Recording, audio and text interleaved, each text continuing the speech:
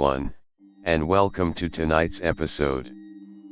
Before we dive into the darkness, I want to take a moment to send a special birthday shout out to someone who has been a huge supporter of this channel, Lorraine. Happy birthday, Lorraine. I hope your day is filled with happiness, love, and of course, a touch of spooky thrill.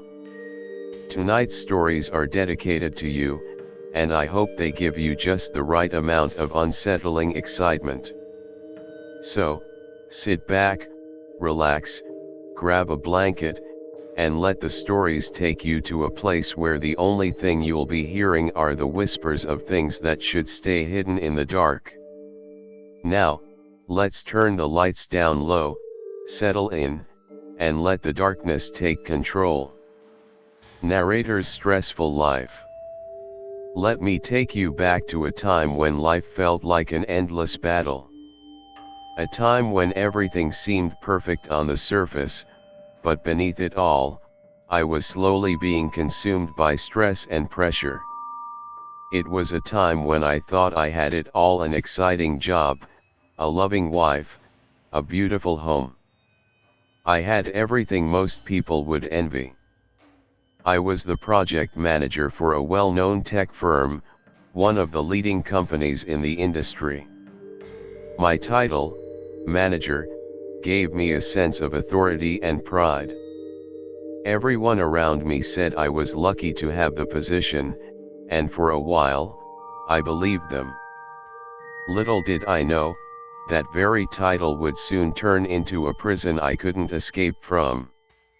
I would wake up every day with a mountain of emails and a never-ending list of deadlines. My days were filled with back-to-back meetings, phone calls, and endless demands from clients. I told myself it would all be worth it. Every sleepless night, every hour spent away from home was all for the future. It was for my wife and me, to build something bigger, something better. But what I failed to realize was that, in chasing that future, I was losing the present. Sleep became a luxury I couldn't afford. I pushed myself harder every day, staying up late, working into the early hours of the morning. My wife? I barely saw her. When I did, it was in passing. Quick hellos, rushed goodbyes. I thought I was doing it all for us, but as the days passed, I found myself losing touch with her. We were like two strangers passing in the halls of our own home. I was so fixated on building a career, a life that we could be proud of, that I didn't realize I was slowly eroding the foundation of our relationship. She was there, but I was no longer present. We used to talk for hours, sharing our hopes and dreams, laughing over silly things. But now, those moments were few and far between. It felt like we were drifting apart. And I didn't even notice. It wasn't just the lack of time. It was the emotional toll. The constant pressure, the stress that weighed me down every single day, was bleeding into every corner of my life. I would snap at the smallest things. I couldn't even remember the last time we shared a peaceful dinner together. My mind was always elsewhere, always thinking about work, about the next deadline, about the next project.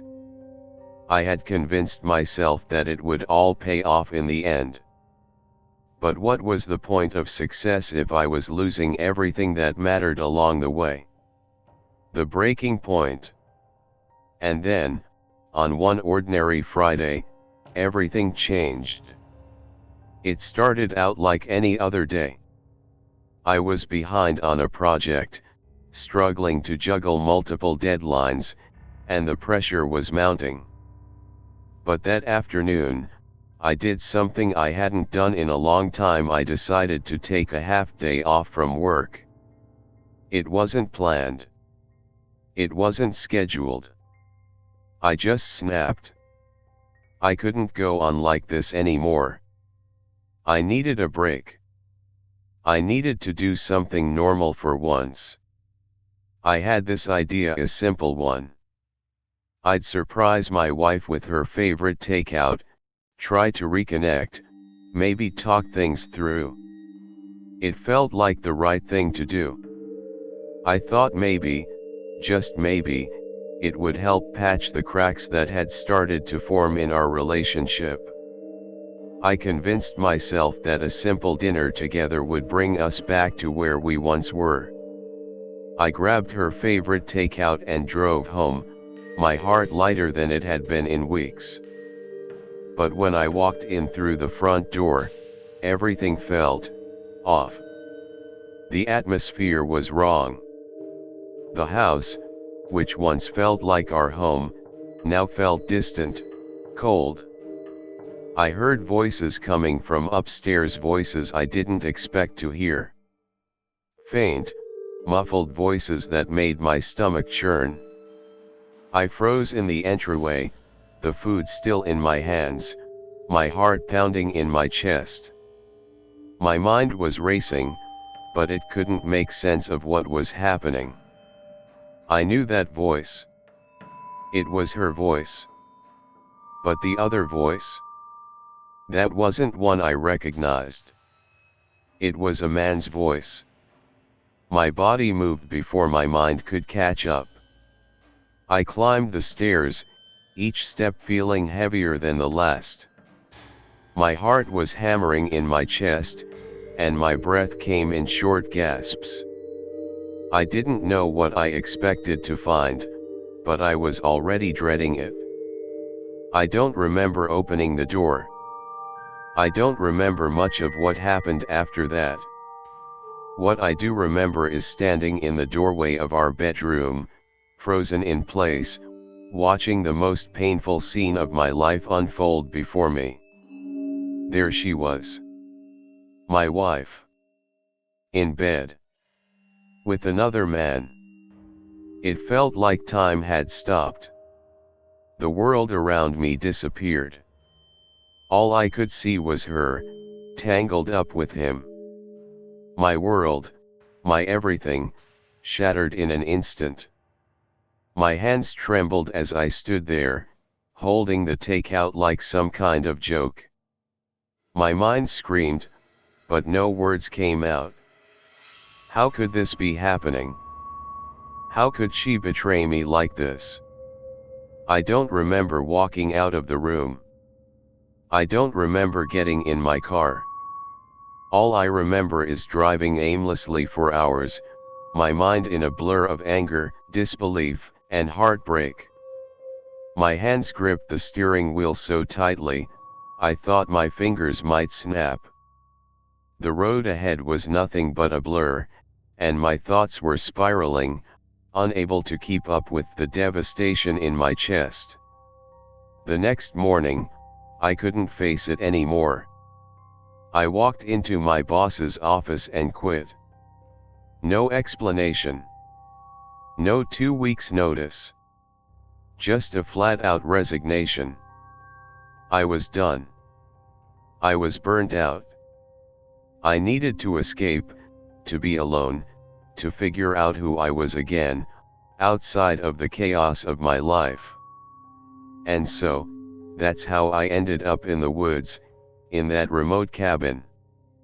It was supposed to be a fresh start, a break from everything. But little did I know, it would be a place where I'd come face to face with the truth of what I had been running from all along. A new beginning, renting the cabin. I didn't care about the details. I didn't care about anything except getting away from everything. So, I rented this cabin. Deep in the woods. Surrounded by towering trees and the eerie silence of nature. The listing described it as rustic, peaceful, and isolated, exactly what I needed. The cabin was perched on the edge of a dense forest, its weathered exterior hinting at years of solitude. As I pulled up to the cabin, a sense of unease washed over me. The air was thick and heavy, and the quiet was almost too much to bear. But I told myself it was just the unfamiliarity of the place. It was isolated, but it was exactly what I needed. I needed to be alone. I needed space to think. The porch creaked beneath my feet as I stepped up to the door. The smell of damp wood and old leaves greeted me as I opened the door and stepped inside. It was cold, musty, just what I expected from a cabin left to sit empty for so long. But I didn't mind. I set my bags down, poured myself a drink, and tried to push the thoughts of everything I had left behind to the back of my mind. I spent the first day hiking through the woods, breathing in the crisp air and trying to clear my mind. It was peaceful, almost too peaceful. For the first time in months, I felt a sense of calm settle over me. But that calm didn't last. That night, as I sank into the couch, sipping my drink and trying to relax, I heard a thump from above. At first, I thought it was just the cabin settling, or maybe a squirrel on the roof. But then I heard it again. And again. It wasn't random. It felt deliberate. I tried to tell myself it was nothing. Just the wind, maybe. But deep down, I knew something wasn't right. And then, it happened again. That unmistakable sound, thump, thump, thump, coming from the attic. My mind raced as I lay there, frozen, listening. It was no longer just the wind. It felt like something was pacing above me, watching me. I couldn't explain it, but I knew I wasn't alone. The first night, I brushed it off. I told myself I was just being paranoid. But the second night, I couldn't ignore it any longer.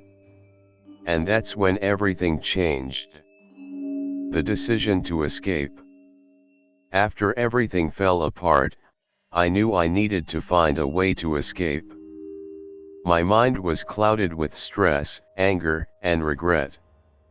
My heart felt like it was being pulled in every direction, and I couldn't make sense of anything anymore. The betrayal from my wife had left me with a sense of emptiness I couldn't shake.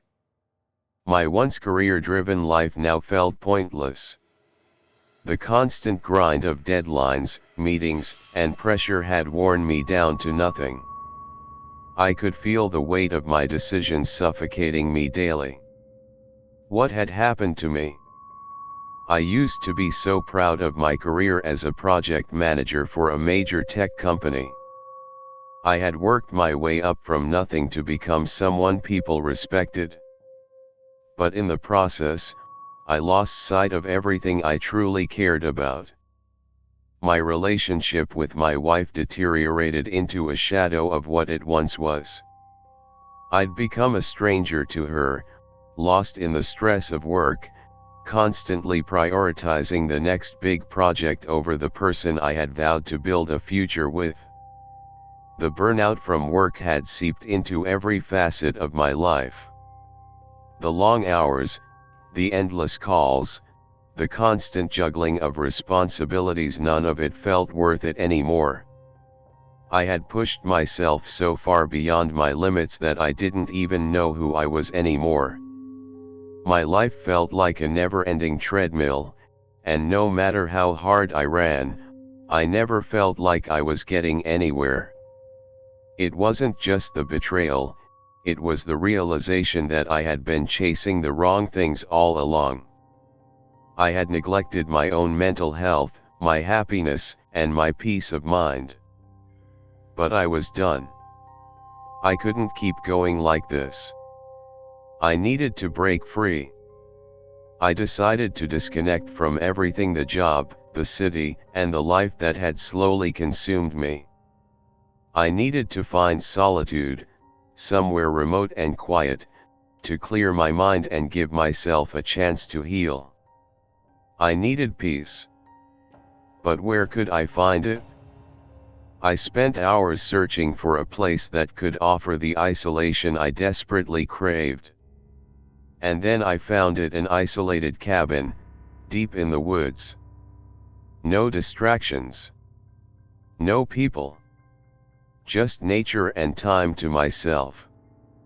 The ad described the place as rustic, charming, and perfect for anyone looking to escape the chaos of everyday life. The more I read, the more I felt that this was exactly what I needed. It seemed like fate. I booked it without thinking twice. I didn't even bother to tell anyone where I was going. I needed to be alone, and I wasn't going to ask for anyone's permission. Arrival at the cabin. The drive to the cabin felt like a journey into another world. The further I drove, the more the weight of the city lifted from my shoulders. As I left behind the bustling streets and the constant hum of modern life, I could feel the tension slowly draining from my body. The landscape around me changed, the trees growing thicker and taller, the roads narrowing and winding through the dense forest. The deeper I went into the woods, the more I felt a sense of freedom, but also an undeniable sense of unease. When I finally reached the cabin, I was struck by how isolated it truly was. There was no road leading to the cabin. Instead, it was hidden away, far from any nearby homes, nestled between towering pines and thick underbrush. The air was thick with the smell of damp earth and pine needles. The silence was suffocating, broken only by the occasional rustle of wind in the trees or the distant cry of a bird. The cabin itself looked nothing like the brochure had promised. It was older than I had expected, far older. The paint on the exterior was peeling, the wood weathered and gray. The porch sagged slightly, and the roof had several missing shingles. It looked abandoned, forgotten by time. The wood groaned under my feet as I stepped onto the porch, and a musty smell greeted me as I opened the door. I stepped inside, and the air was thick with dust and mildew. The floors creaked beneath my weight, and the dim light filtered in through the grimy windows, casting long, eerie shadows across the room. The furniture inside was old, mismatched, and well-worn, as if it had been left here for decades without care. The stone fireplace in the corner seemed to have been untouched for years. There was a sense of neglect about the place, an almost oppressive stillness. Despite the place being less than what I had envisioned, I was too exhausted to care. I just needed to sit down and let everything sink in. I set my bags down on the couch, the musty scent already settling into my clothes. I poured myself a drink, hoping it would calm my racing thoughts. But the silence in the cabin was deafening. It felt as though the cabin itself was watching me, the walls closing in, filled with secrets I didn't want to know. I tried to convince myself that this was exactly what I needed: time to clear my mind and get away from the mess of my life. But there was a nagging feeling in the back of my mind, a sense that something wasn't quite right. I couldn't put my finger on it. It wasn't the cabin itself, but something about being here felt off. I forced myself to push these feelings aside. I wasn't here to explore, to search for answers. I was here to escape, to find peace. I took a deep breath and tried to focus on the peaceful sounds of the forest around me. But as the hours passed, the unease only grew. The mysterious attic door. As I explored the cabin, my eyes kept drifting to one particular place, the attic door. It was just a small, unassuming door at the end of the hallway. The wood was faded and chipped, the hinges rusted from years of disuse. But there was something about it that drew me in. Something about it felt strange. The rest of the cabin was old, yes, but it was the kind of old that spoke of character. This door, however, felt like a mystery, a secret waiting to be uncovered. I told myself that I wouldn't go near it. I was here to find peace, not to explore hidden spaces in an old, decaying cabin. But no matter how hard I tried to ignore it, my gaze kept returning to that door. It felt like it was watching me, almost as if it was daring me to open it. I walked past it several times, but I couldn't shake the feeling that something was waiting behind it. Something I wasn't supposed to find. Maybe it was just the isolation of the place, or the lingering sense of unease, but I had this deep, gnawing feeling that the attic door was hiding something that would change everything. But I told myself to focus. I wasn't here for adventure. I wasn't here to explore things that had been left untouched for decades. I was here to clear my mind, to forget the past, to take a breath and regroup. So I tried to put the door out of my mind, but it stayed with me, lurking in the background. That night, as I settled into the couch, trying to block out the growing discomfort in my chest, the noise started. At first, it was just a faint creak, the kind that could be explained away by the house settling. But then it came again. A soft, hollow thud, coming from above. The attic. My heart skipped a beat. I told myself it was just an animal, a raccoon, or squirrel seeking shelter, maybe. But deep down, I couldn't shake the feeling that something was wrong.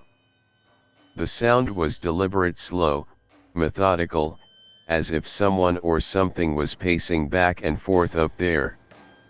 I couldn't ignore it anymore. I tried to focus on the quiet of the forest outside, the peaceful night, but the thudding persisted. I glanced at the attic door, my body tense with anxiety. Should I investigate? Or should I just ignore it, pretend like I didn't hear anything? But the door, it was still calling me. Attempt at peace. The sun dipped below the horizon as I ventured out into the thick forest that surrounded the cabin. I needed space from the pressures, the heartbreak, the endless thoughts that bombarded me daily. Nature seemed like the perfect escape. With each step I took, the world I had known seemed to fade further into the distance. The bustling city, the constant emails, the endless meetings, they were all nothing now. In the woods, it was just me and the rhythm of my steps against the earth. The forest was still, almost too still. The air was fresh and crisp, and the pine trees loomed above me like sentinels, their needles whispering secrets in the breeze. I was surrounded by silence, save for the occasional rustle of leaves or the distant call of a bird. I felt a rare peace settling into my bones, something I hadn't felt in years. The pressure of my job, the betrayal of my wife, it all seemed to melt away. The farther I walked, the lighter I felt. It was just me and the forest. But even in this peace, something felt amiss. The silence was heavy, thick with an inexplicable tension, as though the trees themselves were watching me. The wind shifted slightly, but it wasn't enough to ease the knot in my stomach. I shook it off. I had come here to heal, to find clarity, and I was determined to do just that. By the time I returned to the cabin, the sky had darkened, and the stars had begun to peek through the velvet expanse above. The forest now seemed alive, buzzing with the sounds of night crickets, rustling leaves, the occasional owl. Still, the feeling of being watched lingered at the back of my mind. I closed the door behind me and locked it, trying to shake off the unease. I poured myself a drink, but my hands were unsteady. I was exhausted, emotionally drained, and all I wanted was to relax. I sank into the couch, but as the darkness grew deeper, so did the feeling of discomfort. The creaks of the house settling in the cool night air seemed louder than usual. The wooden beams groaned under their own weight. Every movement of the house felt deliberate, as if it were aware of my presence, waiting. I reassured myself that it was just an old cabin. Old houses make noises. But that excuse didn't sit right. The air felt too thick, the silence too profound. I found myself staring at the shadows cast by the firelight, my eyes tracing every curve and corner of the room. The deeper the night grew, the more suffocating the silence felt. The temperature seemed to drop, the room growing colder even as I wrapped myself in a blanket. It was then that I heard it. First strange sound, thump. I had barely settled into a drowsy stupor when it happened.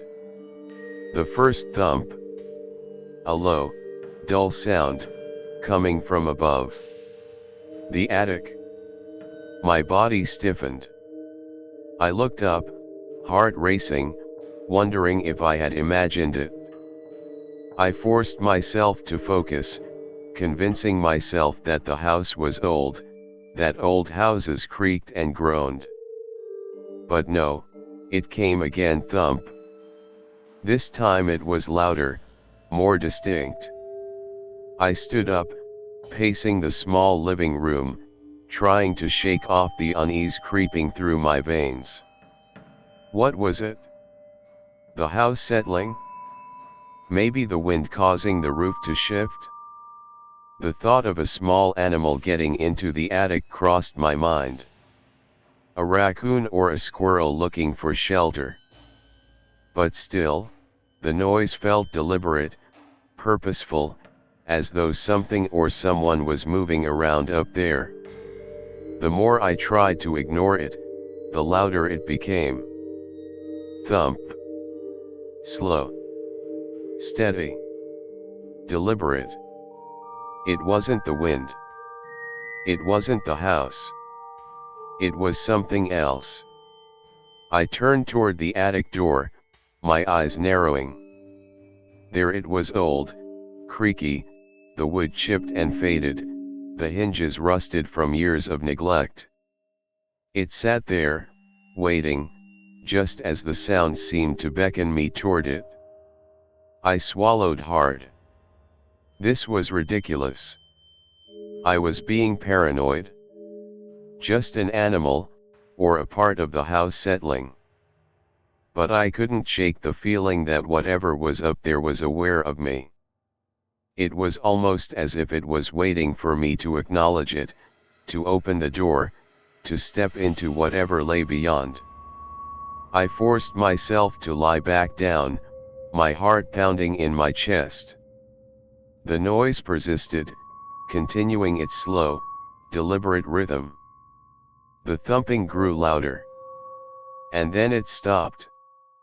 For a moment, I thought it had ceased entirely. A quiet relief washed over me, but it was short-lived. Then came the scraping. A scraping sound from above like nails on wood. It scratched at the walls, sending shivers down my spine. I pulled the blanket tighter around me, hoping to drown it all out. But the noises wouldn't let me.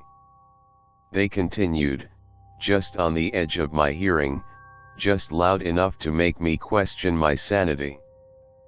Thump. Thump. Something was up there. Persistent uncertainty. As the night dragged on, the thumping continued, rhythmic and persistent. The pattern was the same: sporadic pauses followed by the steady thud of something moving slowly across the attic floor. I tried to rationalize it. Maybe it was just the house shifting. Maybe it was an animal, a family of mice or squirrels finding their way into the space. But the longer I listened, the more certain I became that this wasn't just the house. It wasn't just the wind or the animals. It was too deliberate, too organized. I lay there, wide-eyed, staring at the ceiling, trying to make sense of it. The thumping came again, louder this time, followed by a scraping sound that seemed to shake the walls. Every creak of the floorboards beneath me felt like a direct invitation to investigate, but I stayed frozen, unable to move. Every rational explanation I could come up with felt more far-fetched than the last. Could the wind really be that strong? Could an animal cause such deliberate sounds? Was it the house, or something else entirely? The more I tried to convince myself that it was nothing, the less I believed it. At some point, I must have fallen asleep, though I can't remember exactly when. The last thing I remember was the sound of the thumping growing louder, closer, as if it were right above me, waiting for me to acknowledge it. I didn't sleep well that night. My eyes snapped open every time I heard the faintest creak or groan from above. The silence between the thumps seemed to stretch on endlessly, amplifying every sound, every movement, every shift in the cabin. When morning finally came, it was no better. The unease still lingered, a heavy weight pressing down on me, as if the cabin itself were holding its breath. The house was still. The woods outside were still. But the memories of the thumping were louder than ever in my mind. And even as I moved through the day, trying to focus on the beauty of the forest and the peace I was supposed to be finding, the noise from the night before echoed in my mind, never letting me forget. I couldn't ignore it anymore. The cabin was not just a refuge. It was something else. Something that was aware of my presence. Something that had been waiting for me. A sleepless night. By the time the second night rolled around, I had hoped that the strange occurrences from the previous evening were nothing more than a fluke, a product of my overactive imagination or the creaks of an old cabin settling in the night. But as soon as I tried to settle down, the eerie feeling from the night before crept back into my thoughts. The heavy air, the silence that felt more like an ominous presence than peace, it was all still there. I couldn't shake the feeling that I was being watched, that something was lying in wait for me. I told myself it was just my mind playing tricks on me, but as the night unfolded, I realized I was gravely mistaken. The cabin was still at first quiet, almost unnaturally so. The only sound was the occasional rustle of the wind outside, the whispering leaves brushing against the windows, as if the trees themselves were speaking. I lay in bed, trying to quiet my racing thoughts, willing myself to sleep, but something about the oppressive silence in the air had me on edge. Then it came. A soft sound, faint at first, but unmistakable. Footsteps. Slow, deliberate, heavy footsteps pacing in the attic above me. Thump, thump, thump. Each step seemed deliberate, measured. They weren't quick, like the hurried scurrying of an animal, but rather slow, steady, as if something was walking, taking its time. And then came the dragging sound, the unmistakable sound of something scraping across the wooden floorboards. I froze, every muscle in my body locking up in fear. My heart began to pound in my chest, and my breathing became shallow. I was wide awake now, my eyes wide open, staring at the ceiling, straining to listen, unable to move. The noise came again, louder this time. Thud. Drag. Thud. Someone was walking up there. Someone who knew I was down here. My thoughts scrambled, desperately searching for a logical explanation. Could it be the wind? A tree branch brushing against the roof? No, this was deliberate. It wasn't the wind, and it wasn't an animal. It was someone alive in the attic. I turned to look at the attic door, my mind racing. The door that had been closed all day. But now, in the dead of night, I could swear I could feel it pulling me, beckoning me toward it. I tried to dismiss the thought, tried to push it out of my mind. But I couldn't ignore it. The footsteps continued. They moved back and forth, pacing. Thud. Thud. Thud. It was as if the thing in the attic was watching me, waiting for me to make a move. I wanted to shout, to scream at whatever it was to leave, but my voice was paralyzed, trapped within me. I lay there in a cold sweat, the darkness pressing in around me. Time seemed to slow down as the footsteps continued their steady rhythm. The noise wasn't random. It wasn't the house settling. It wasn't a tree. It was something far worse. And it was only getting closer. With every step, I could feel the weight of the sound pushing down on me. Thud. Drag. It felt like I was going mad, my mind on the edge, teetering between reality and delusion. I could no longer tell what was real. The food disappearing. When morning finally came, I was a wreck.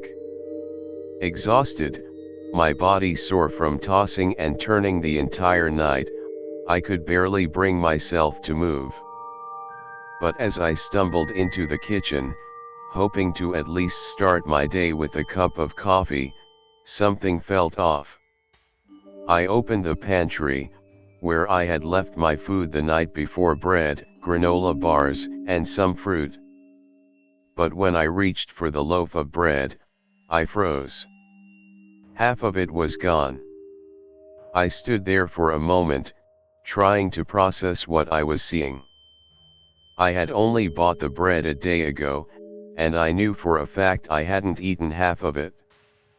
My mind scrambled for an explanation, but nothing made sense. I checked the counter next. Another granola bar that had been left on the counter was now missing. There were no wrappers left behind, no crumbs, nothing. I couldn't explain it. Maybe I was just sleep deprived, I told myself.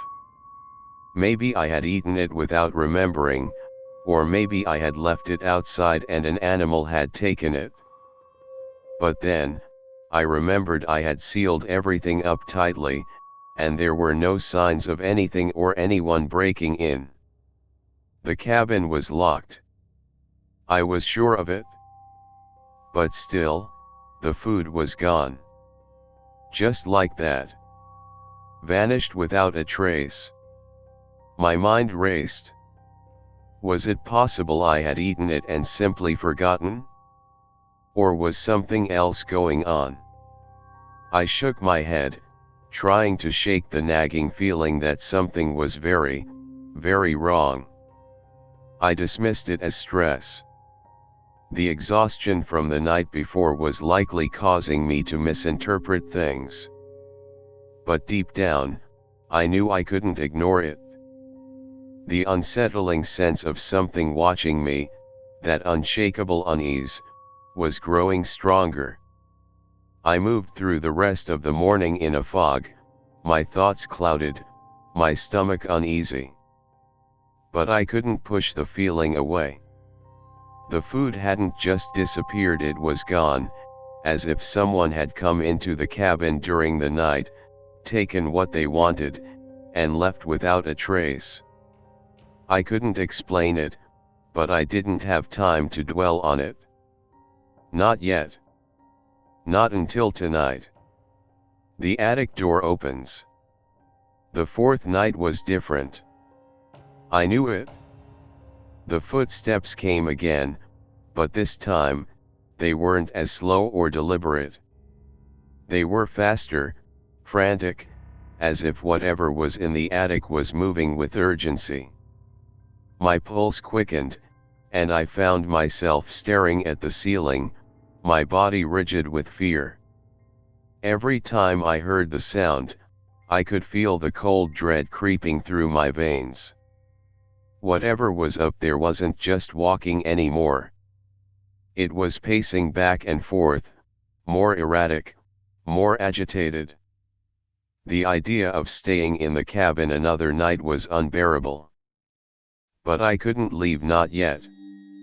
I grabbed the fire poker, my hand trembling as I gripped the metal, and I made my way down the hallway toward the attic door. As I approached, something strange happened.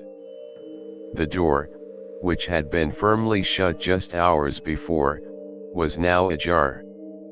My breath caught in my throat. I stood frozen for a moment, staring at the door. The shadows of the attic stretched across the floor, faintly illuminated by the light from the living room. My heart was in my throat. I could feel the fear crawling up my spine as I took a tentative step forward. The door was open just wide enough for me to see the dark space beyond. I walked toward the stairs, my every step echoing through the cabin. As I climbed, I could see the faint remnants of something on the floor. Food. My food. The very same bread, the granola bars. But it wasn't just there. It was scattered across the floor, half-eaten. It was as if someone or something had been up there, sitting in the dark, eating my supplies, watching me. The sight made my stomach churn, the realization hitting me with full force. Someone had been up here. Someone had been living in the attic, using my food, hiding in the shadows while I slept. I backed away slowly, my mind racing with 1,000 thoughts. Who or what had been up there? What did it want? I could feel my legs tremble, my hands shaking with fear. The air around me seemed to thicken, as if the house itself was closing in. I could hear my own breathing now, loud and ragged in my ears. There was no way I could stay here another night. I had to get out. I had to leave. But I didn't. I couldn't make my legs move. I was rooted in place, staring at the remnants of the food, the evidence of something that shouldn't have been there. I wasn't alone in this cabin. Whatever had been up there was still watching me, still waiting. I turned and fled the attic, the sound of my own footsteps pounding in my ears as I raced down the stairs. I didn't stop to think. I didn't stop to gather my things. I just ran. Something was in this cabin, and I had no intention of waiting around to find out what it was. Face to face with the intruder.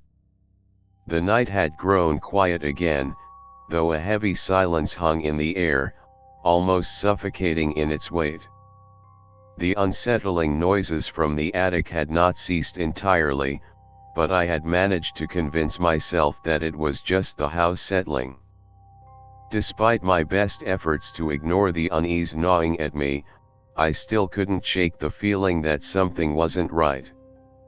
My thoughts were a storm of confusion, racing faster than I could catch up.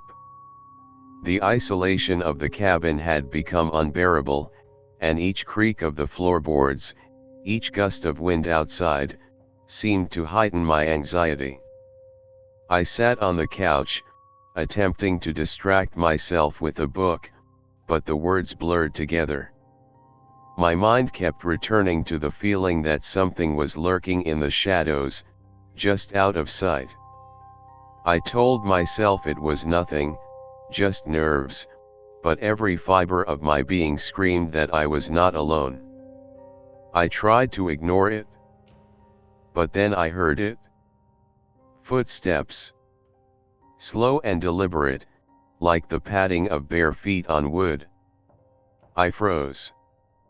The sound was unmistakable, heavy, dragging steps that were somehow deliberate, as though the person making them wanted to be heard. My blood ran cold. It was so distinct, so real, that I couldn't ignore it anymore. I turned around, half expecting to see an animal, maybe a raccoon or some wild creature that had snuck in through an open window. But no, there was something far worse. Standing in the dim hallway, barely visible in the weak glow from the dim light of the cabin, was a man. His appearance was jarring. He was filthy dirt smudged across his pale face, his clothes torn and in tatters, hanging off his thin, gaunt frame. His skin was pale, almost sickly, with sores dotting his arms and neck. His hair was wild and matted, and his eyes were wide, bloodshot, and frantic, filled with an intensity that seemed to pierce right through me. For a moment, we both just stared at each other in silence.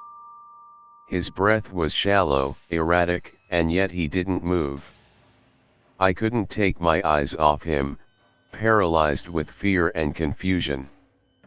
How had he gotten in? The doors had been locked, the windows sealed shut. There was no way anyone could have entered without my knowing. My mind raced, trying to make sense of it, but no explanation came.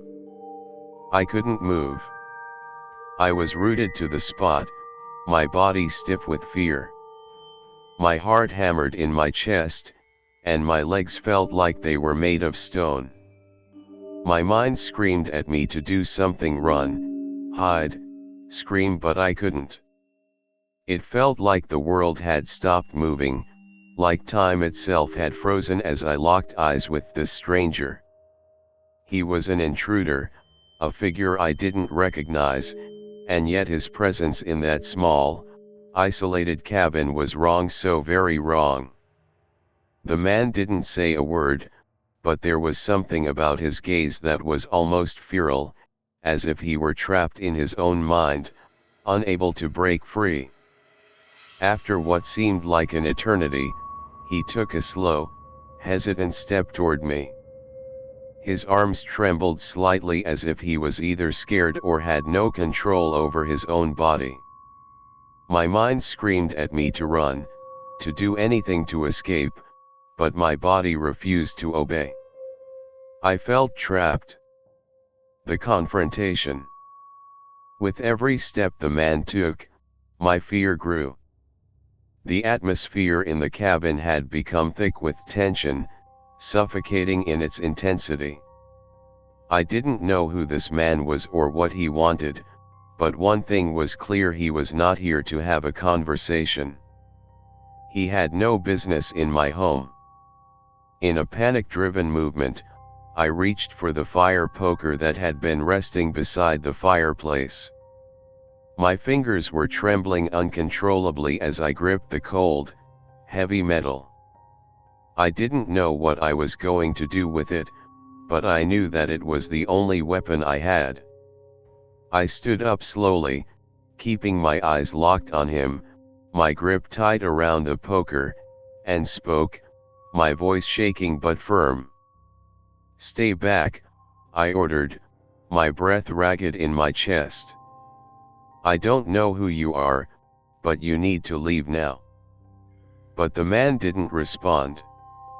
He didn't flinch. His eyes remained fixed on me, unblinking, his gaze almost hypnotic in its intensity.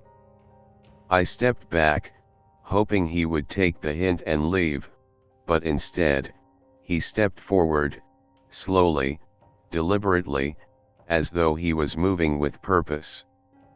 I raised the fire poker, my arms shaking with fear and adrenaline, holding it out in front of me like a shield. But before I could react, the man lunged at me. His sudden movement was terrifying, a blur of motion. His hand shot out, grabbing something from his tattered clothes. A knife. My heart skipped a beat as he raised the blade, its edge gleaming in the dim light. I didn't have time to think. I swung the fire poker at him with all the strength I could muster, but I missed. His knife came down in a flash, the blade slashing through the air toward me. I barely managed to step back in time, my breath coming in frantic gasps as the knife narrowly missed my chest.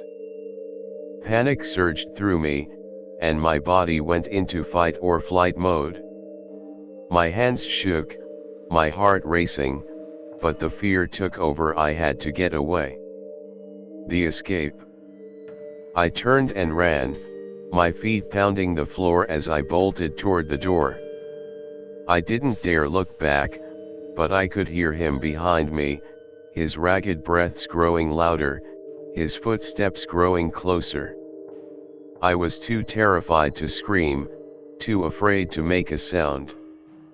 My mind screamed at me to get out, to find safety, but my body was on autopilot, propelled by sheer instinct. I reached the door, fumbling with my keys as my hands shook violently. I could hear him getting closer, could feel the terror pressing in on me. My breath came in short, panicked gasps as I finally managed to unlock the door and throw myself inside my car.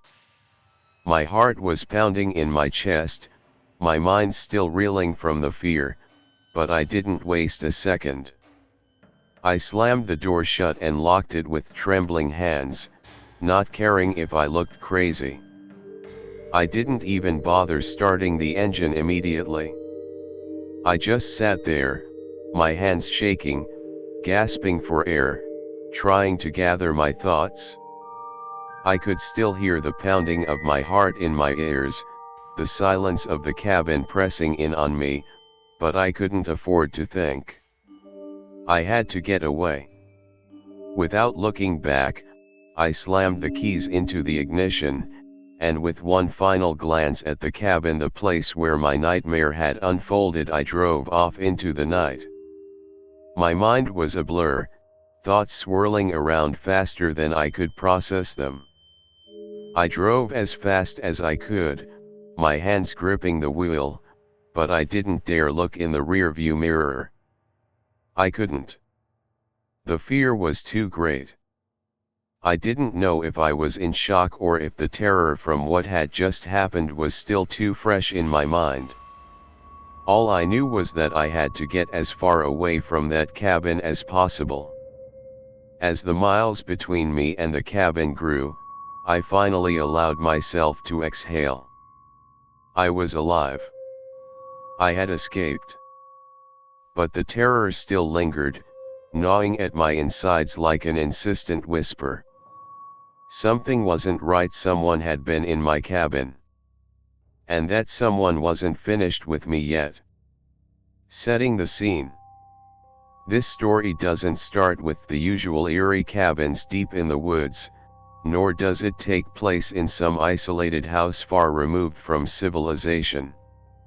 No, this story begins in a much simpler, more innocent setting, one that, at the time, seemed full of adventure and excitement, a school camping trip. I was around 12 years old, excited by the prospect of spending a couple of days in the woods with my friends, away from the routine of school and home life. Our class had spent the day hiking, learning about nature, and exploring the dense forest that surrounded the camp. The camp itself was set up in an area so remote that you could hear nothing but the rustling of the leaves and the occasional bird call. The cabins we stayed in were basic, almost rudimentary. Nothing fancy, just wooden structures with bunk beds, a few windows, and a shared bathroom that everyone in the girls' group used. The cabins were meant for utility, not comfort, but in the midst of that simplicity, there was something thrilling about being surrounded by the wild, the unknown. That first night, the excitement was palpable. The air was filled with the sound of laughter, giggles, and the occasional whisper as we all tried to stay awake under the covers. We shared stories, played games, and discussed what we thought the night might bring. The darkness outside felt like a mystery to us, one we hadn't yet uncovered. The low flicker of lantern light cast long shadows across the cabin, adding to the sense of adventure. It was the kind of night where we thought we were invincible, like nothing could go wrong. But that second night, oh, that second night would be the one that would forever be etched into my memory. It was the night everything changed. The second night, the boy with no eyes. The second night began like the first, full of laughter, and later, the calming quiet that followed once we had all settled into our beds. However, this night was different, as I would soon realize.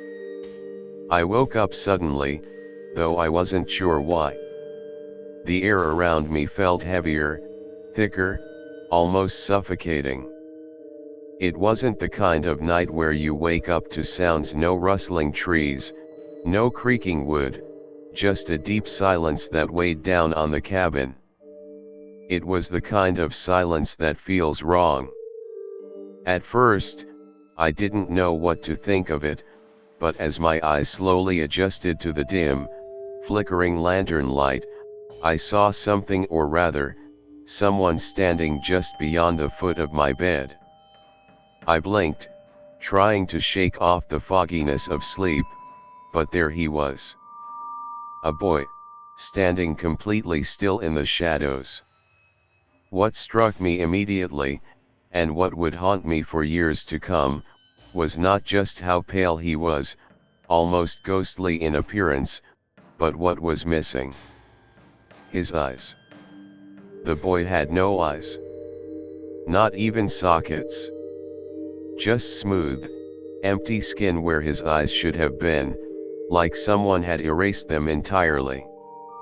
I was frozen in place, my heart thudding loudly in my chest, each beat a reminder that I was awake and that what I was seeing was no dream. He didn't move, didn't speak, didn't even blink. It was as if he were staring into me with those empty voids where his eyes should have been, and yet, I could feel his gaze burning through me, hollow and empty. Panic slowly began to settle in my gut. I opened my mouth, wanting to scream, but no sound came out. It was as if the room had swallowed all noise, and I was left alone, frozen, with this impossible vision. Every instinct in my body screamed for me to move, to run, to do anything. But I was paralyzed. My breath came in short bursts, but still, I couldn't tear my eyes away from that boy. I don't know how long we stood there, locked in this strange, unspoken confrontation. I didn't dare blink, didn't dare close my eyes for fear that when I opened them again, he would be gone, or worse, closer. The boy didn't move an inch, but something about his stillness was more unsettling than anything. He was there, in the room with me, like a dark presence that didn't belong. And then, just as quickly as he had appeared, he was gone.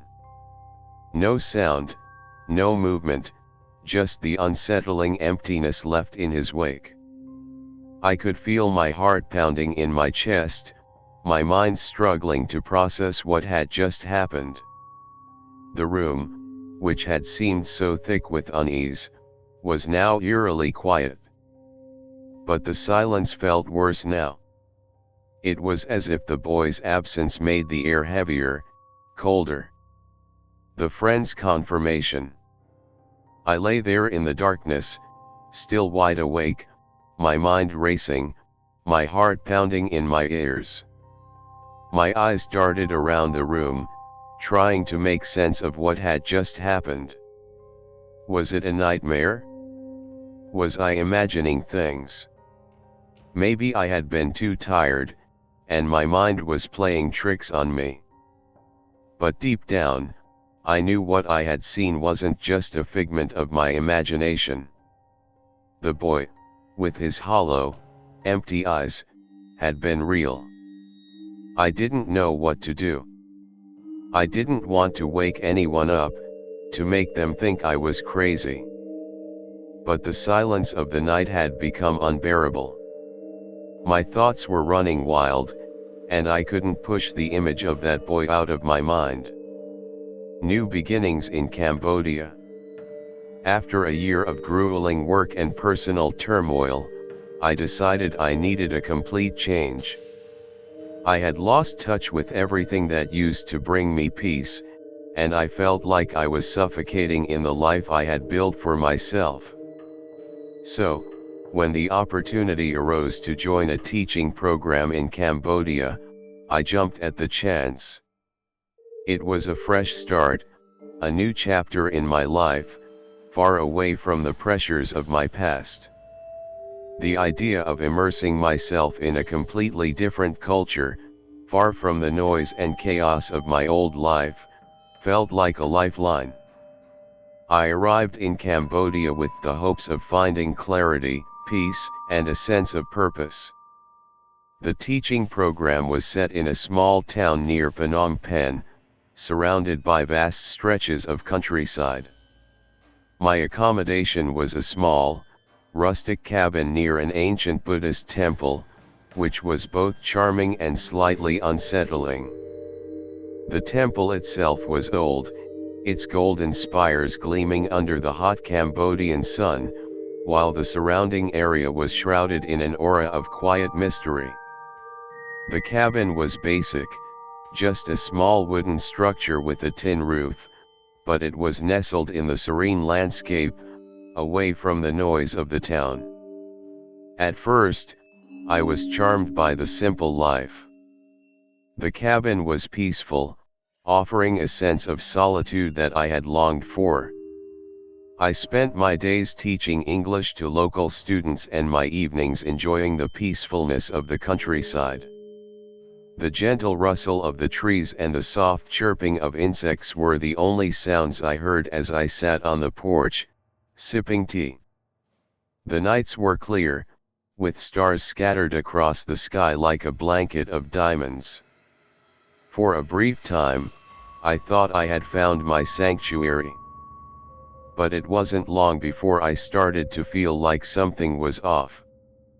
I couldn't pinpoint it at first, but I began to feel a constant unease in the air, like there was something just out of reach watching me from the shadows. Strange happenings. It started small. At first, it was just a flicker of the lights, nothing too alarming. I figured it was just the old wiring in the cabin, or maybe a power surge due to the heat. But the flickers became more frequent, and soon, the lights would go out entirely, leaving me in pitch darkness. When the lights came back on, I noticed that the room seemed slightly colder, the air thicker. It wasn't just the temperature, it felt like something had shifted. Then, the TV turned on by itself one evening. I had left it off, planning to read a book before bed, but when I glanced up from my pages, the screen was alive with static. The white noise crackled loudly, almost mocking me in the stillness of the room. I tried turning the TV off, but it wouldn't respond. I unplugged it, but the static continued. When I plugged it back in, it came to life once again. It wasn't until I unplugged it a second time that it finally went silent, but the unease in my chest had already grown. At first, I chalked it up to faulty wiring, an old cabin in a remote area, and nothing more. But the strange occurrences didn't stop there. The sounds at night started, just subtle noises, creaks in the walls, faint footsteps echoing in the distance, the soft sound of whispers that I couldn't understand. They were always just outside my reach, like something was trying to communicate with me but couldn't quite make itself known. Every night, the noises grew louder. At times, I would wake up in the middle of the night, heart racing, to the sound of something heavy moving around the cabin, something that wasn't me. I tried to rationalize it. Maybe it was animals outside, maybe the wind, maybe even the temple's monks chanting in the distance. But deep down, I knew it wasn't any of those things. The sense of being watched, of being followed, never left me. And every night, it felt like the presence in the cabin was growing stronger, more insistent. Something was here. Something didn't want me alone. The elderly woman's warning. It was during this time that I met Sray Mum, an elderly woman who lived in the village near the temple. She was the kind of person whose presence exuded wisdom, though her smile was always warm and welcoming. I'd see her most mornings as I made my way to the school, sitting on the porch of her home, drinking tea and watching the world go by. After a few casual greetings, she invited me over one afternoon to chat, and it didn't take long before we struck up a conversation. She had lived in the area for as long as anyone could remember, and she knew the land and the people well.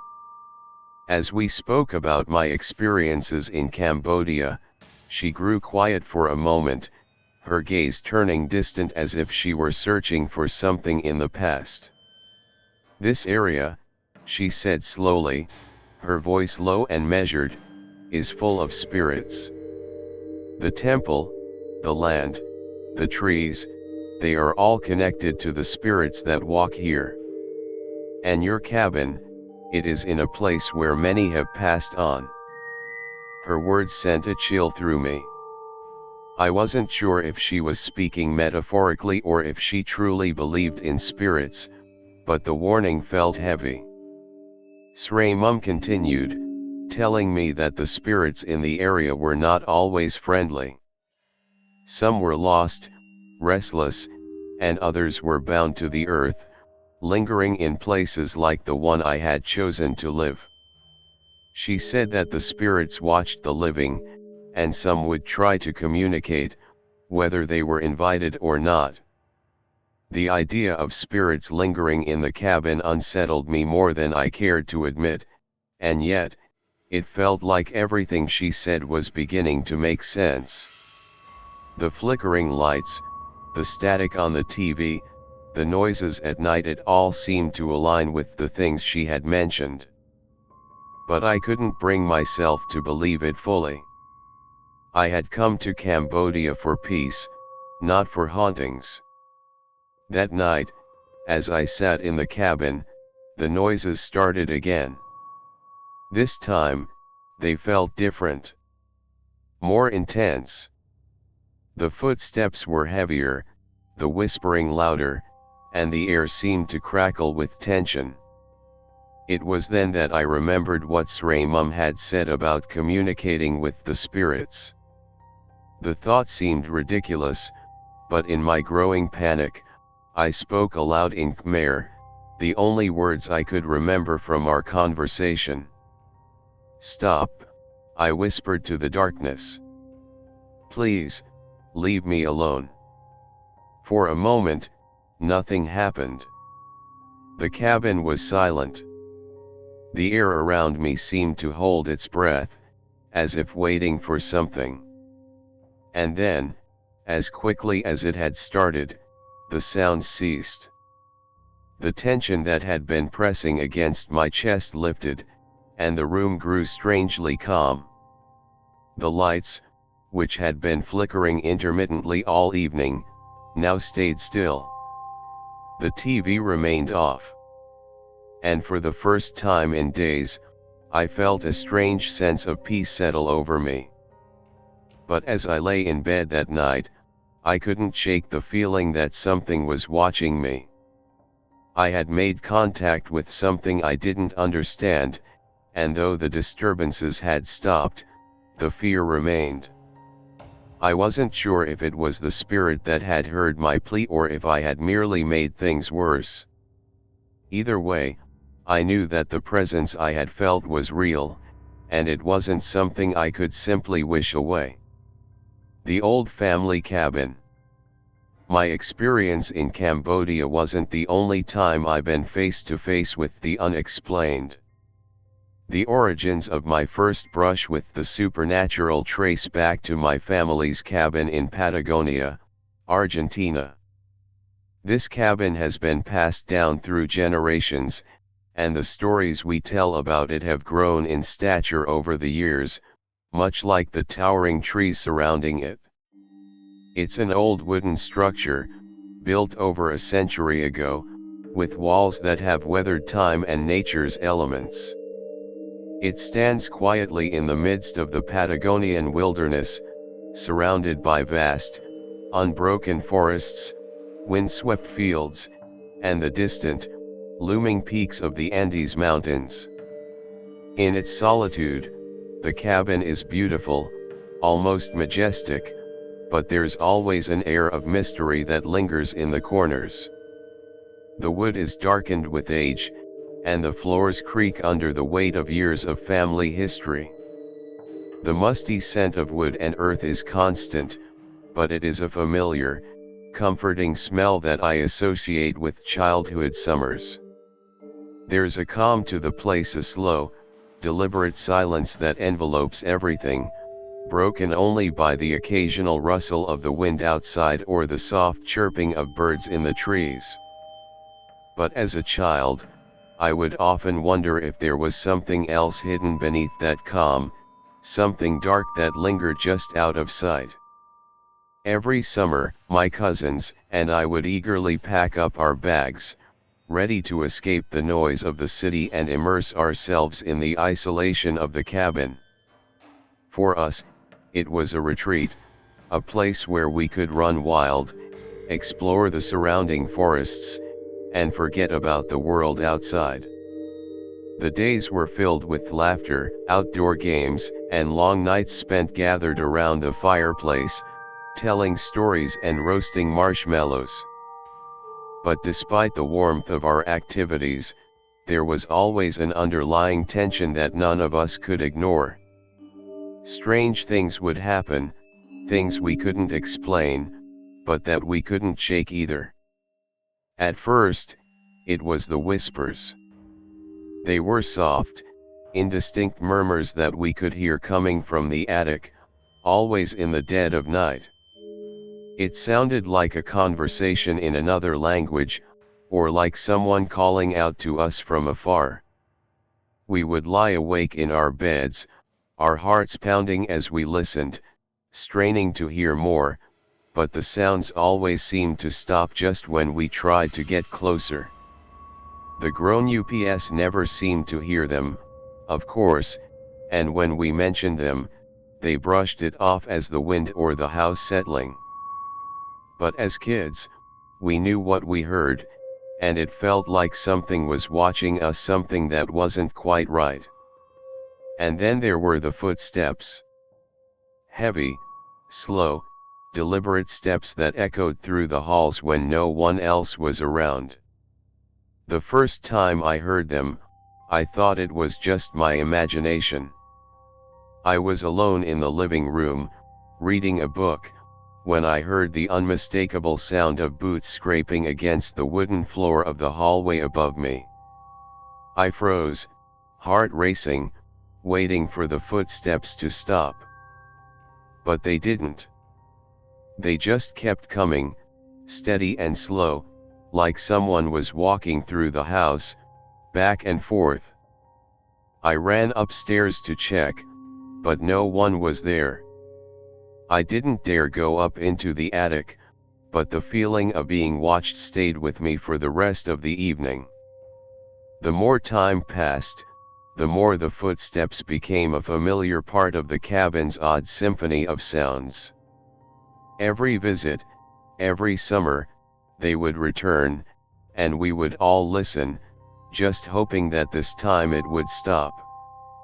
But it never did. The incident with the video call. One winter, during a family gathering, we decided to do a video call with relatives back home. It was a tradition, our way of staying connected while we were in the wilderness, as if the technology could bridge the distance between the remote cabin and the bustling city life. The night was quiet, with the wind howling outside, but we were warm and comfortable inside. My mom was sitting at the dining table, smiling as she chatted with my aunt, when something unexpected happened. We were all watching, my cousins and I, when suddenly, during a pause in the conversation, we noticed a strange change in my mom's demeanor. She froze, her face going blank for a moment. The screen flickered, and then my aunt asked, "Who's behind you?" At first, my mom turned around, puzzled, but there was no one there. Still, on the video call, we all saw something clearly. There, standing just behind my mom, was the unmistakable outline of a dark figure. It was brief, barely a second, but it was enough to send a shiver down our spines. My mom, still unaware of the figure, continued talking, but we all sat frozen, staring at the screen. The figure was like a shadow, dark and unformed, almost blending with the dim light from the room. We saw nothing else move, but the presence was undeniable. My aunt asked, "Are you sure no one is in the house with you?" My mom shrugged, still looking around confusedly, but we could see the look on her face as she caught the hesitation in our eyes. Something had happened, and it wasn't something any of us could explain away. After that moment, everything changed. The atmosphere in the cabin shifted. The whispers grew louder, the footsteps grew more frequent, and the feeling of being watched intensified. We couldn't ignore it anymore. Something was there, and it was only a matter of time before it made itself known. Unexplained noises. That night, after the unsettling video call incident, the sounds in the cabin intensified. I went to bed later than everyone else, still shaken by what I had seen on the video call. I tried to push it out of my mind, but the feeling of something lurking in the shadows, just beyond my reach, made it impossible to relax. The wind howled outside, but inside, the air was still, thick with tension. I lay in my bed, staring at the ceiling, listening to the sounds that had become all too familiar. A creak from the hallway. Soft footsteps. I told myself it was the house settling again, but deep down, I knew it wasn't. The footsteps weren't random. They weren't the result of an old house. They were deliberate, like someone pacing, like something that was waiting for something or someone. I turned over, trying to ignore the sounds, but they grew louder, closer. I heard a faint scraping against the floor, like nails being dragged across wood. My heart pounded as I sat up, eyes scanning the darkened room. The air felt heavier, and my breath felt shallow. It was then that I realized I wasn't the only one who heard it. The next day, my cousin, who had been staying in the room next to mine, came to me. "Did you hear that last night?" she asked, her voice trembling. I nodded, unable to speak. We both knew what we had heard. It wasn't just the wind or some trick of the mind. It was real. That day, we tried to ignore it, tried to go on as if everything was normal. But the sense of being watched never left us. The footsteps continued. The whispers returned. And the air in the cabin became thick with something we couldn't name, something that had always been there, but now seemed to be drawing closer. Each visit to the cabin after that night became harder to endure. The sounds. The presence. It was growing stronger, more insistent, and no matter how hard we tried to push it away, we knew that whatever it was never going to leave.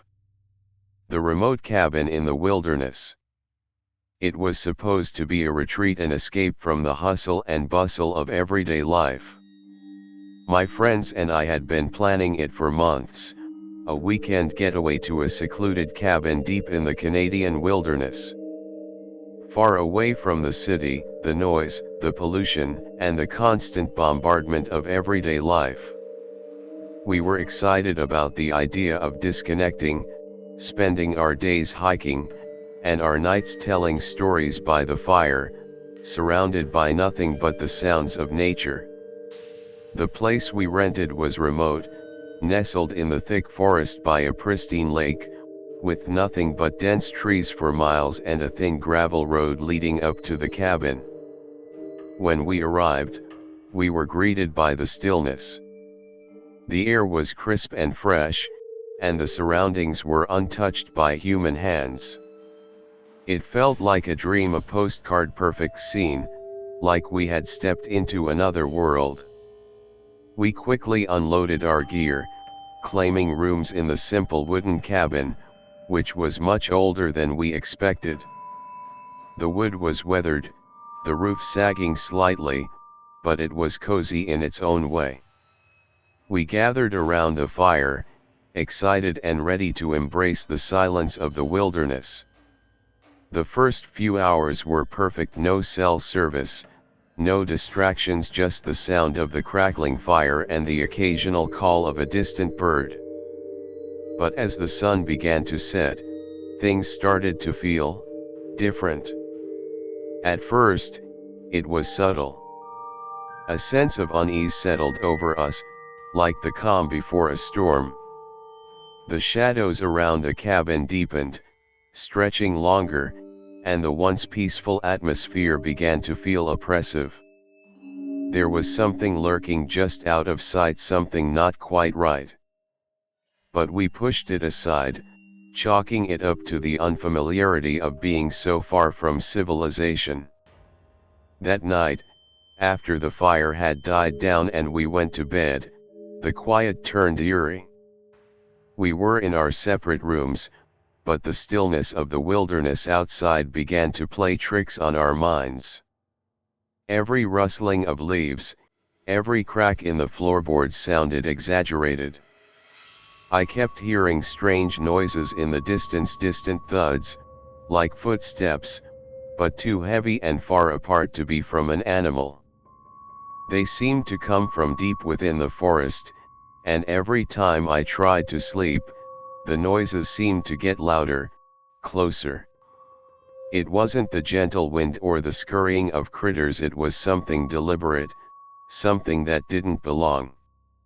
I tried to ignore it and told myself it was just my imagination. But that uneasy feeling never left. The floating head on the lake. The next morning, we decided to get out and explore. The lake, which was mere yards away from the cabin, beckoned us. Its glassy surface shimmered under the early morning sun. We packed a picnic, grabbed some kayaks, and set out on the water. As we paddled out into the middle of the lake, the peacefulness of the setting surrounded us. The trees whispered in the breeze, and the sun shone warmly down on us. But then, just as I was starting to relax, something caught my eye.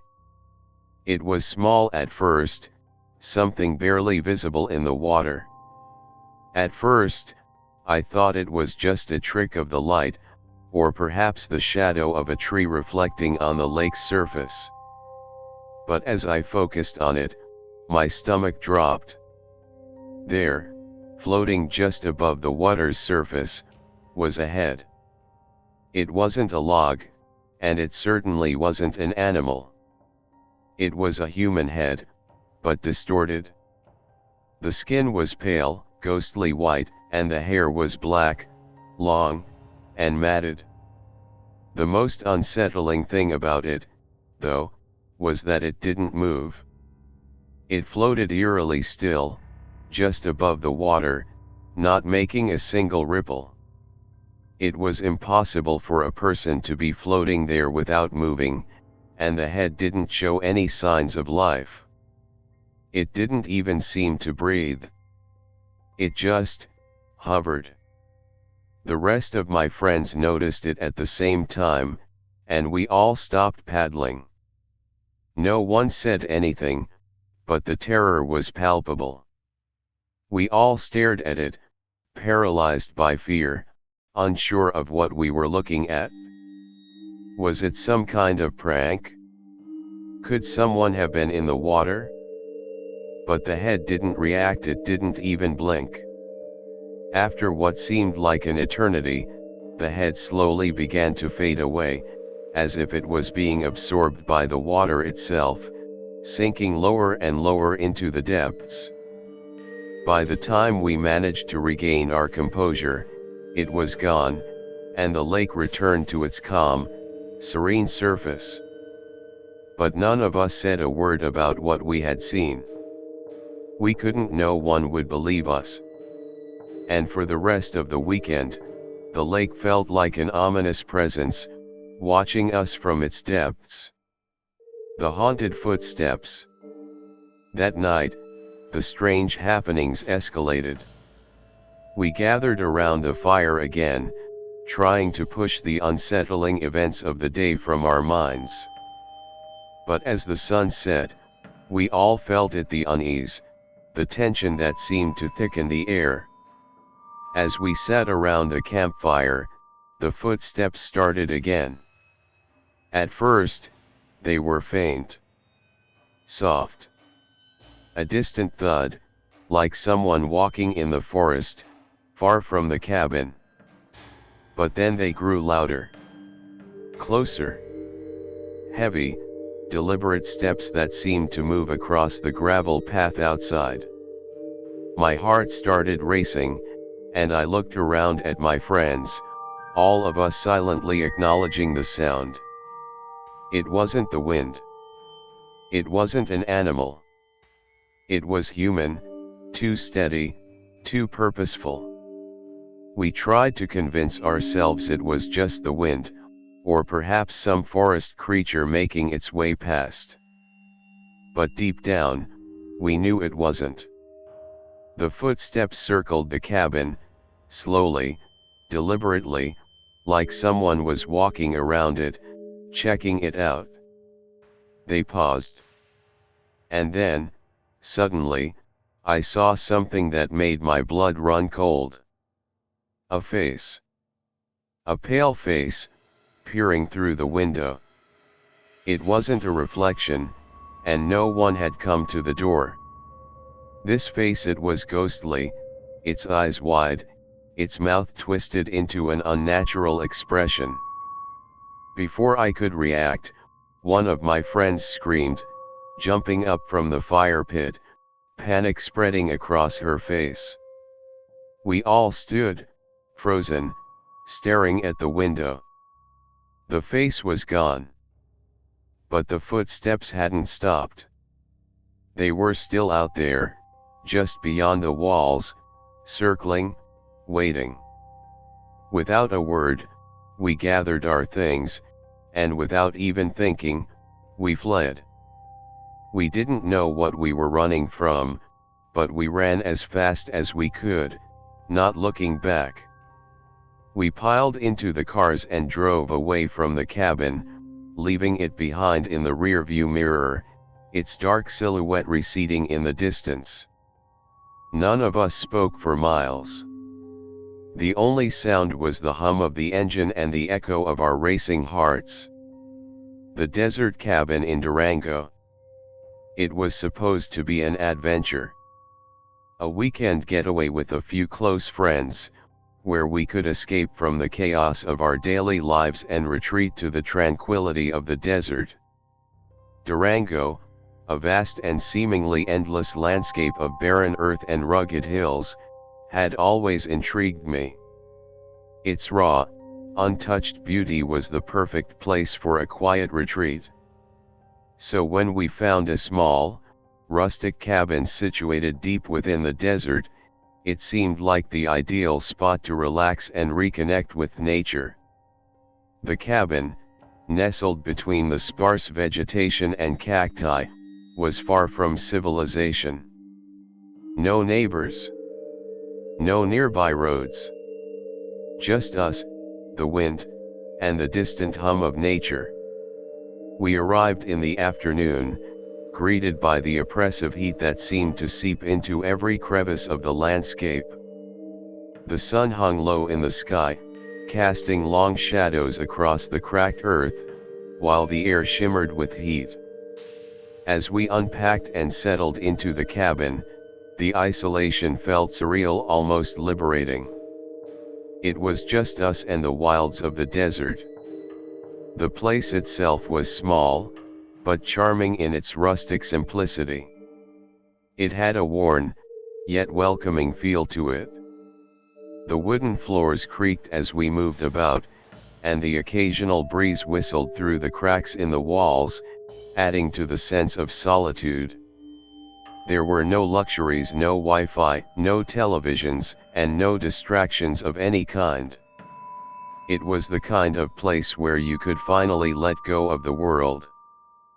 But as the sun began to dip beneath the horizon, something shifted in the atmosphere. It was subtle at first, a change in the air, a shift in the silence, but it was there, and it made my skin crawl. As darkness descended, the desert around us seemed to come alive. The sounds of nature, the chirps of crickets, the distant howling of a coyote, these things should have been calming, but they only made the silence inside the cabin feel that much more oppressive. It wasn't the calm stillness of nature that I had imagined, it was something else. Something uncomfortable. That's when the first odd noise came. A rhythmic thump. I tried to convince myself it was just the house settling, but the noise wasn't random. It was deliberate. Methodical.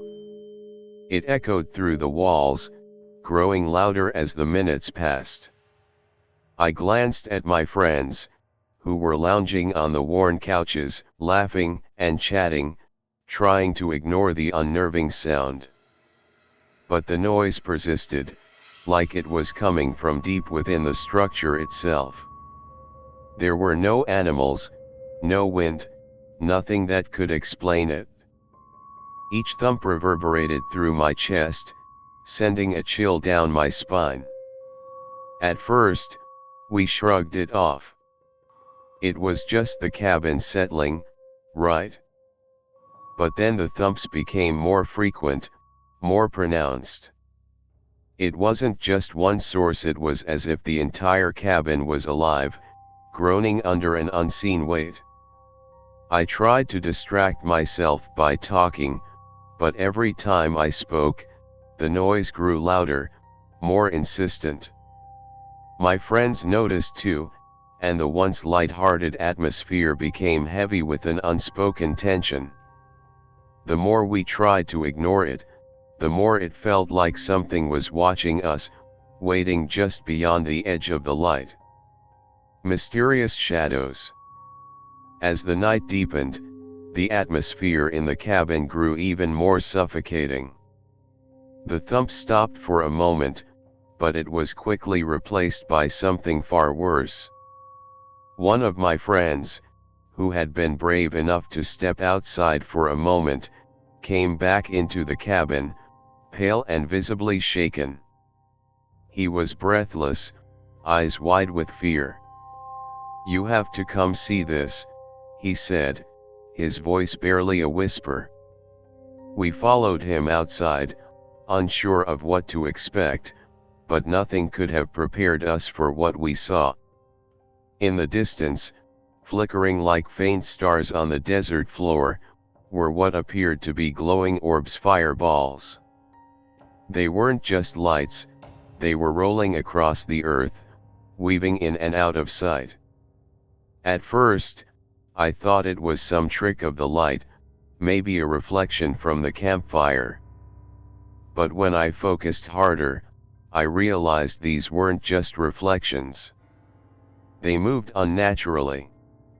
They darted and swirled, shifting from one place to another with no clear pattern, like erratic, ghostly fireflies. These things weren't natural. We all stood there, transfixed and horrified. My mind struggled to process what I was seeing.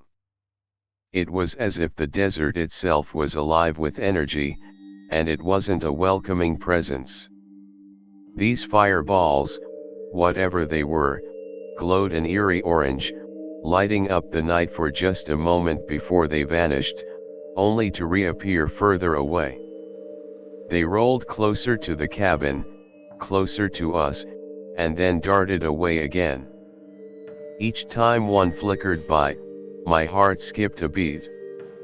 There was something ancient about them, as though they had been roaming the desert for centuries, unnoticed by most but now drawn to us.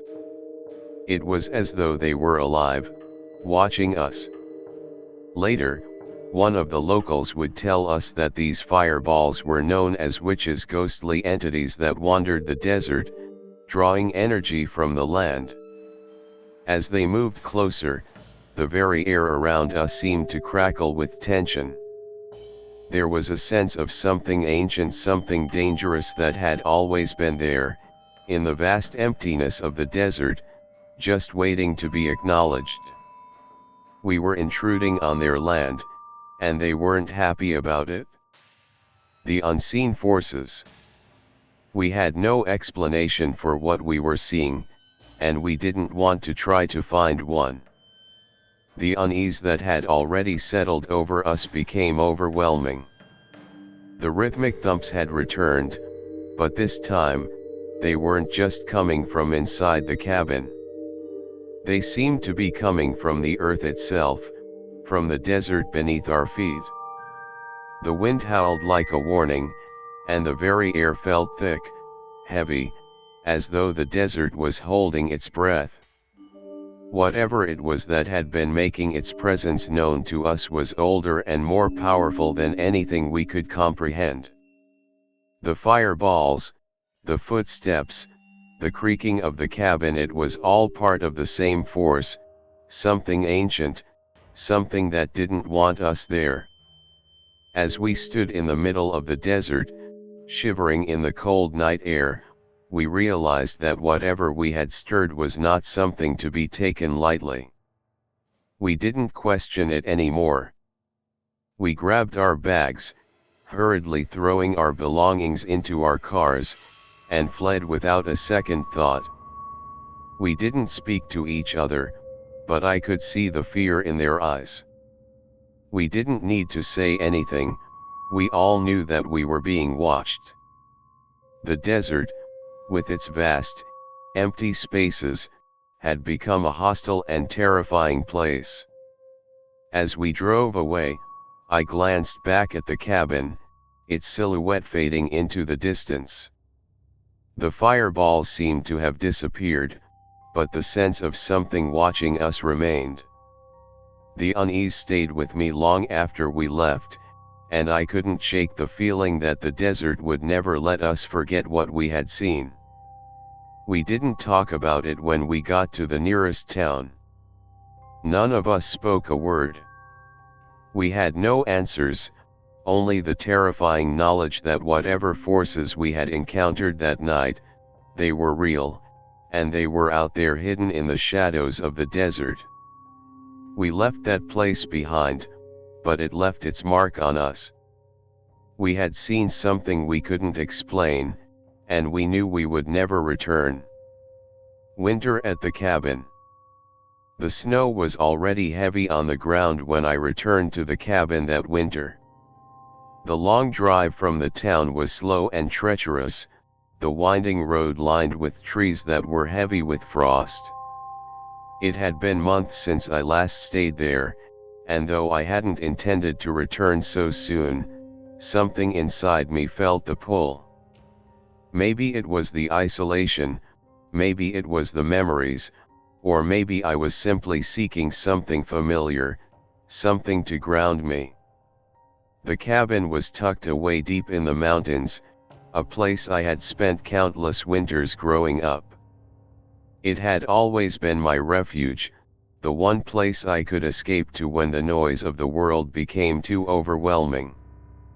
But as I pulled up to the cabin, something about it felt different.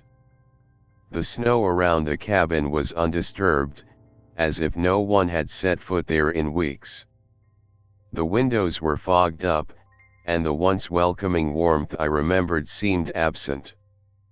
There was an eerie stillness to the place, a silence that seemed to hang in the air. I pushed the feeling aside, telling myself it was just the cold winter setting in. But as I opened the door and stepped inside, I couldn't shake the odd sensation that something was watching me. The cabin had always been cold, but today it felt unnaturally so. Even the heat from the fireplace couldn't seem to penetrate the chill in the air. As I unpacked my things and settled into the living room, I noticed something strange. The temperature in certain rooms seemed colder than others, as if the cabin had different layers of freezing air that were pushing in from the walls. The living room felt normal, the kitchen a little colder, but when I stepped into the hallway, it was as though I had stepped into a completely different world. The coldness hit me like a wave. It wasn't just the usual winter chill, it was a biting, unnatural cold that seemed to seep into my bones.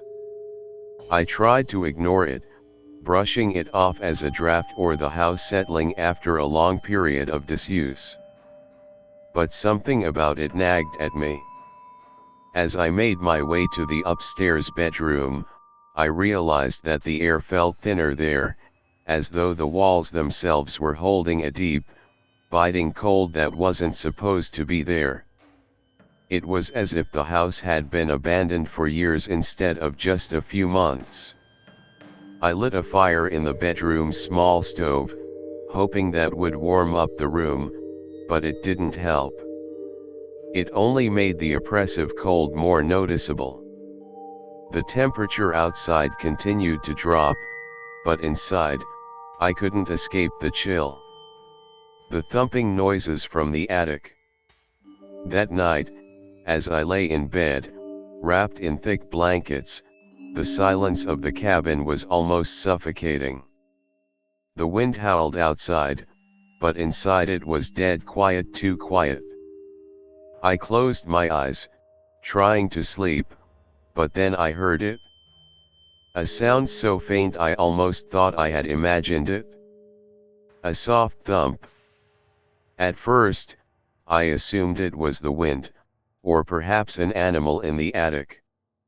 After all, the cabin was old, and the roof had always been a little unstable. But then it came again, louder this time. Thump. Thump. Thump. The sound was rhythmic, deliberate, like something or someone was moving around up there. I lay there frozen, my eyes wide open in the dark, straining to listen. The sound didn't stop. It was getting closer, and louder.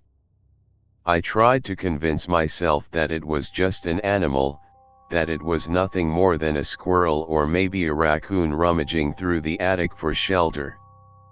I had lived in the cabin long enough to know that wildlife sometimes found its way inside. But this didn't sound like an animal. It sounded deliberate, as though someone or something was pacing around up there. Thump. Thump. Thump. My heart began to race, and I felt a cold sweat break out on my skin. It wasn't the kind of sound that could be easily explained away. It was human-like. I tried to get up, to investigate, but something inside me stopped me. The fear that had been growing in my chest took root, gripping me tightly. What if it wasn't an animal? What if there was someone in the attic? I forced myself to lie still, my body trembling with the cold and the fear that was beginning to take over. The sound persisted. Step by step, it moved across the attic floor, each thump echoing in my head. I couldn't shake the feeling that something or someone was waiting for me to investigate, waiting for me to come upstairs. But I couldn't bring myself to move. I just lay there, staring at the ceiling, trying to convince myself that it was all in my head. The final confrontation. The thumping continued throughout the night. I didn't sleep. I couldn't. The noise was relentless, and each thump seemed to press against my mind, breaking down any semblance of calm I had left. By the time morning came, I was exhausted, both physically and mentally. But as the light of day crept through the curtains, I thought I could finally shake the fear that had kept me awake. I made my way downstairs, trying to ignore the lingering dread in my chest. But then I heard it again. Thump. Thump. Thump. Only this time, it wasn't coming from the attic. It was coming from the hallway. From upstairs. I froze, my blood running cold. I knew the sound all too well. It was the sound of footsteps.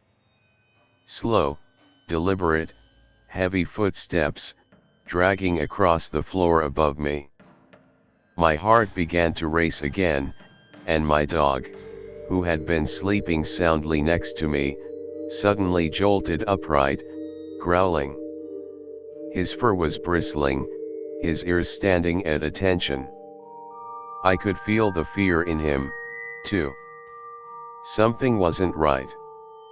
I couldn't stay in the house any longer. I grabbed the flashlight from the kitchen drawer, my hand shaking as I gripped it. The footsteps continued, moving toward the staircase. I stood frozen in the kitchen, my mind racing. I didn't know what to do. Should I go upstairs? Should I call the police? What if it was an intruder? But what if it wasn't? What if it was something else, something I couldn't explain?